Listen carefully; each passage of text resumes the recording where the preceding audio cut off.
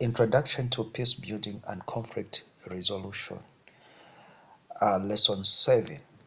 We are talking about restorative justice and reconciliation. This lesson is coming from the book entitled The Practice and Theory of Peace Building and Conflict Resolution, written by Dr. Tulipo Mwenfumbo.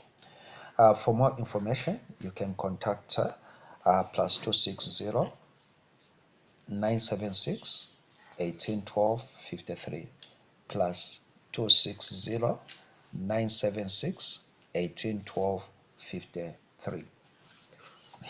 So we are talking about restorative justice and reconciliation, and we are going to look at principles and practice of restorative justice, and we are going to also to look at the law of reconciliation in peace building.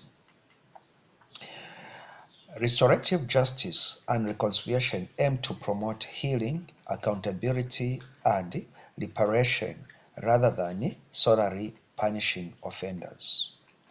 Restorative justice and reconciliation can promote healing, accountability, and peace building in the aftermath of conflict or wrongdoing. So let's look at what restorative justice is all about.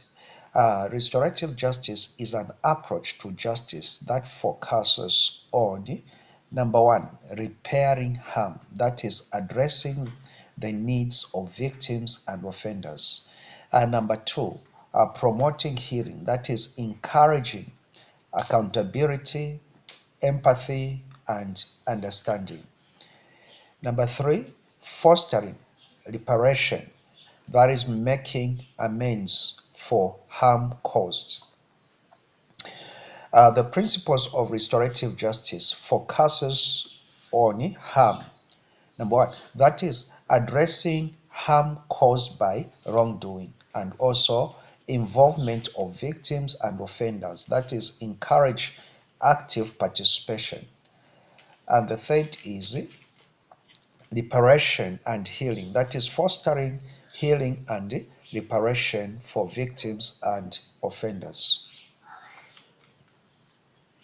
So the practice of restorative justice, when we are dealing with restorative justice, we need these things. Number one, we need mediation, that is facilitate dialogue between victims and offenders, that is bringing together the victim and the offenders. As we have said, restorative justice is not pushed on punishment, but it is there to bring reconciliation. That is where you bring dialogue instead of punishing the offenders, where the offenders comes to their realization and also to the confession that what they did was wrong, and that can never be repeated. That is what is called restorative justice. It's not just a matter of leaving them, but that is the matter of one saying this cannot repeat itself, and we are going to work together so that life should not be disturbed as it has been disturbed. So that can be done through mediation. And also there is what is called restorative circles that bring together victims and offenders and community members. Then you sit together and let each one speak and come up with how best they can be able to resolve those matters so that they don't continue.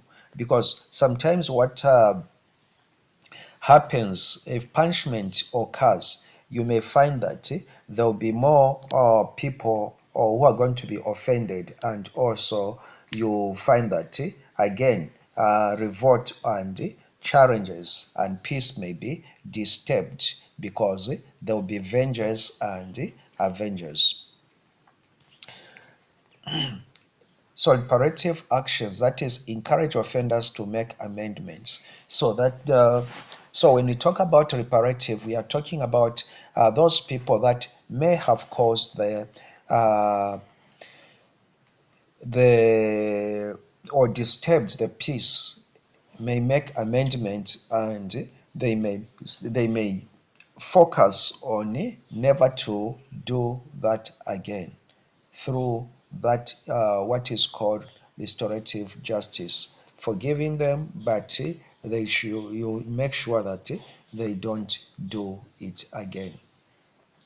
Now, when we talk about reconciliation is the process of building relationships, restoring trust and understanding.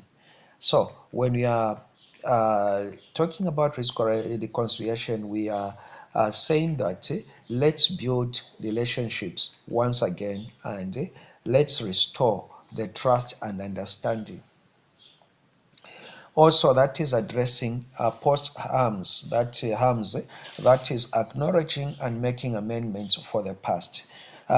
When we are talking about making amendments, that is acknowledging, oh, this thing has happened and we cannot change what has already happened. So the only thing is it's the way forward. And what is the way forward? The way forward is that we don't want this thing to repeat itself. So that is now making amendments, and never to that breach of peace to come back once again. Third is to promoting social cohesion, that is fostering a sense of community and shared humanity. When we talk about community and shared humanity, it is the acknowledgement and respect of each of people's lives. That is having the heart of human. That is having uh, the heart of reconciliation, and also forbearing, forgiving each other, and also focusing on working together toward the same goal. The key principles in reconciliation and restorative justice is number one, you have to be victim centered, prioritizing the needs and voices of victims. Those people that have been victims, what are they saying? How are they expressing uh, their challenges? So you deal with their grievances and their pains. Then offender accountability, encouraging offenders to take responsibility. That is where now the offenders have to acknowledge, and also they take responsibility of what they did, and they desire, or they purpose not to do it again. The third is community involvement, that is engaging the community in the healing process. Let the community come together, let the community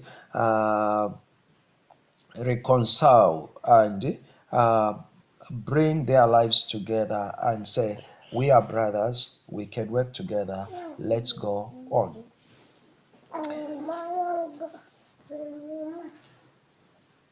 So the law of reconciliation in the in peace building.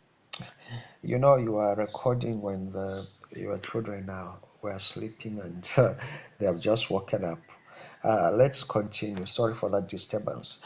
Uh, Key principles. We were talking about key principles, and that's where we talked about victim centered, and we also talked about offender accountability and community involvement. Now, what's the law of reconciliation in peace building? The law of reconciliation in peace building, number one is healing and forgiveness. Let there be healing for those that have been offended, and the people that have been victims. There must be healing, and also that is foster healing and forgiveness. Then people need to forgive each other.